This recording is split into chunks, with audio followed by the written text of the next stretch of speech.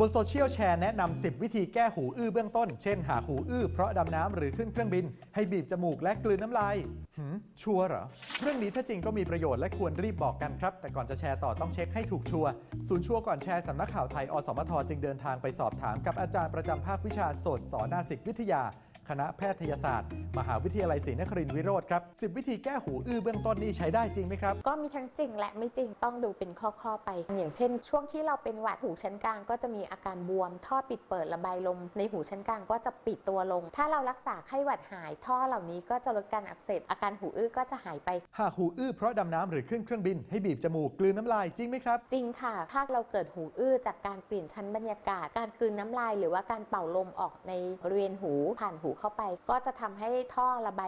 ยลมที่ข้างออกทำให้คนไข้ได้ยินชัดเจนขึ้นที่เขาบอกให้นั่งหลังตรงเพราะการนั่งหรือยืนผิดท่าอาจทำให้เกิดการหูอื้อได้นี่จริงไหมครับเรื่องนี้ไม่จริงในเรื่องของอาการหูอื้อมักจะเกิดในเรื่องของหูชั้นกลางมากกว่าแล้วก็ท่อปรับความดันที่อยู่ภายในหูที่มีการอักเสบหรือว่ามีการเปลี่ยนชั้นบรรยากาศและทำให้ท่อนี้ปิดและทำให้เกิดความดันติดลบคนไข้เกิดอาการหูอื้อตามมาแล้วการกินวิตามิน B12 และซิงค์ในร่างกายล่ะครับในเรื่องของการเติมวิตามินในร่างกายเพื่อป้องกันโรคหูอื้อหรือว่าหูหนวกเนี่ยไม่จริงค่ะวิตามินจะช่วยในกรณีที่คนไข้มีโรคประสาทหูเสื่อมแล้วคุณหมอถึงจะให้ยาเหล่านั้นถึงจะช่วยร่างกายให้ฟื้นฟูสุขภาพกลับมาเป็นปกติแต่ในกรณีที่คนไข้มีประสาทหูปกติแล้วก็ทานอาหารครบ5 หมู่แล้วการเติมวิตามินเข้าไปอาจจะเกินความจำเป็นร่างกายก็กำจัดทิ้งประสาทหูที่เสื่อมฉับพลันต้องการการฟื้นฟูดังนั้นคนที่หูอื้อไม่ยอมหายควรปรับพฤติกรรมการนอนก่อน4 ทุ่มหรือพักผ่อนไม่ต่ำกว่า6 ชั่วโมงครับในกรณีที่มีประสาทหูเสื่อมแล้วมีภาวะบกพร่องทางการได้ยินหรือมีภาวะหูดับฉับพลันอันนั้นแน่นอนค่ะจำเป็นที่จะต้องนอนเพื่อให้ร่างกายได้รับการฟื้นฟู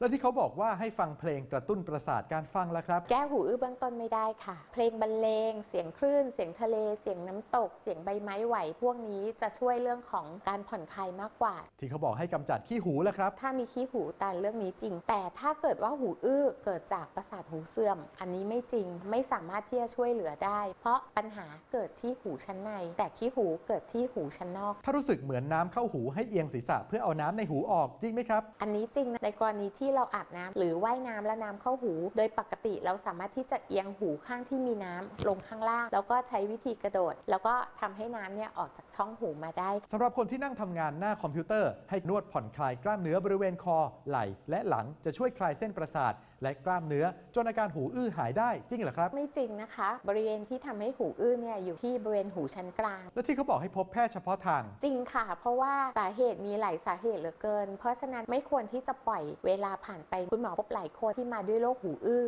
นึกว่ามีขี้หูอุดตันผ่านไป2 เดือนปรากฏว่าเป็นโรคประสาทหูเสื่อมซึ่งทำให้เสียโอกาสในการรักษาแต่สรุปแล้ว10 วิธีแก้หูอื้อเบื้องต้นนี่เป็นยังไงครับมีเรื่องทั้งจริงและไม่จริงแชร์ต่อได้แต่ว่าต้องพิจารณาเป็นข้อไปรักษาอาการป่วยให้ตรงจุดจะช่วยหยุดความเจ็บป่วยได้ทันท่วงทีนะครับยังมีหลายเรื่องน่าสงสัยบนสังคมออนไลน์หากได้รับอะไรมาอย่าเพิ่งแชร์ต่อร่วมตรวจสอบไปด้วยกันกับชัวร์ก่อนแชร์อยากให้คิดก่อนแชร์